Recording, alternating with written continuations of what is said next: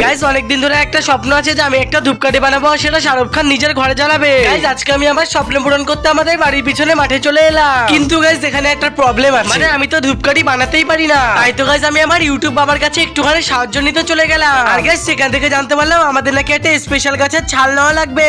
আর guys আমরা সেই special গাছের ছালটা নিয়ে চলে এলাম একটা গন্ধরাজ গাছের কাছে। আর সেখান থেকে কিছু মালমেট্রিয়াম নিয়ে সেগুলোকে আমি একেবারে মিক্স করতে শুরু করে দিলাম, তাও আবার নিজের হাতে। গাইস অনেকক্ষণ মিক্সিং খেলার পরে ফাইনালি আমাদের ধূপকাঠিটা এবারে অনেকটা এরকম টাইপের শেপ নিল।